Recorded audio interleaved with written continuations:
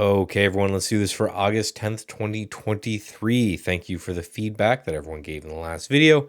Seems to be that everyone really likes, we'll do short videos throughout the week and then a longer video summing things up throughout the week so I don't have to repeat myself on days like today where nothing really happened. As always, if you want these emailed to you, my watch list emailed to you, all of the charts in screenshot that I'm going to show, and a whole bunch that I'm not going to show for time's sake, emailed to you, just go and you can look me up on Substack, or you can just go to StatsEdgeTrading.com, sign up for the email list there. It's all over the place on the main page, the footer, everywhere, and go from there. Again, completely for free. I don't sell the email list or anything. It's just another way for me to kind of get in contact with you guys and show you what I think about the market. So without further ado, as always, we're going to start with Bitcoin, and we're going to spend about 2 seconds here because that was yesterday's candle, which is an inside day, and that's this candle's, which is about an inside day as well. So I posted a meme on Twitter of just people trying to trade Bitcoin. It's just like the meme of the dude talking to a wall.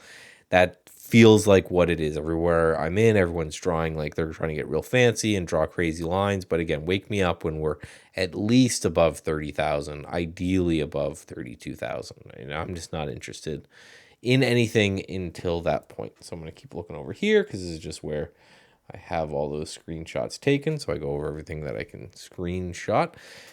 So here is pound yen.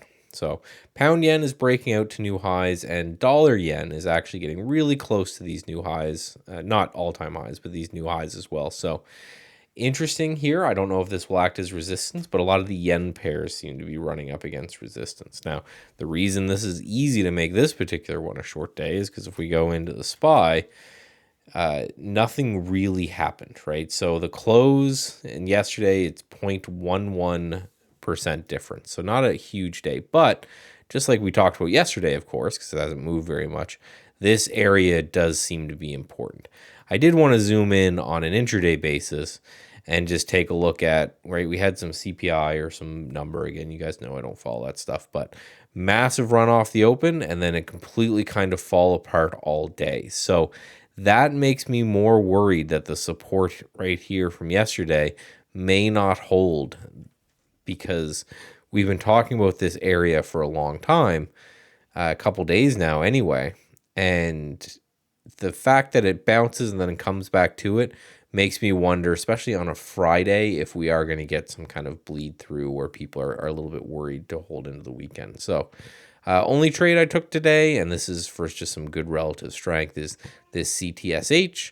I don't know if that gap down after hours is true or not, but if it is, that's unfortunate. But the idea is we pull back right to this zone right here, and then we kind of bounced off that a little bit. So if that's what's going on, then that's what's going to happen. We're going to reverse. But the idea is that this is a good level to lean against. If I'm right, we'll get multiple times the risk if I'm wrong on that one.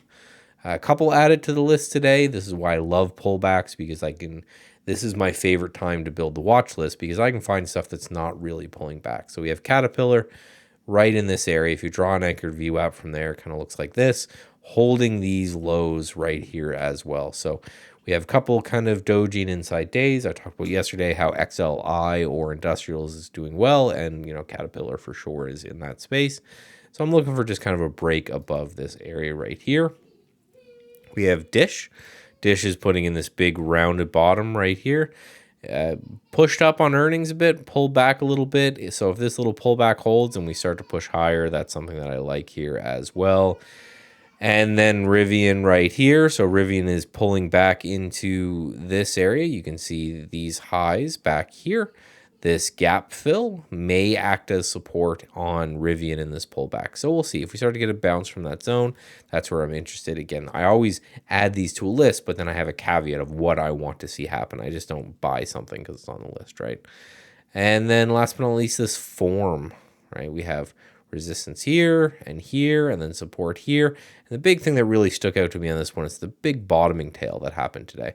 So I talked about how the market kind of did that today, and this did a little bit of this, right? So some counter action to this one. So if this continues to push higher, that's the look I like on that one. So short and sweet today. I'm going to try to keep these intraday one shorts, and then we'll go into the longer term ones on Friday or on the weekend. So again, go to StatsEdgeTrading.com, sign up for the email list and all that to make sure that you don't miss that. And I will talk to you soon.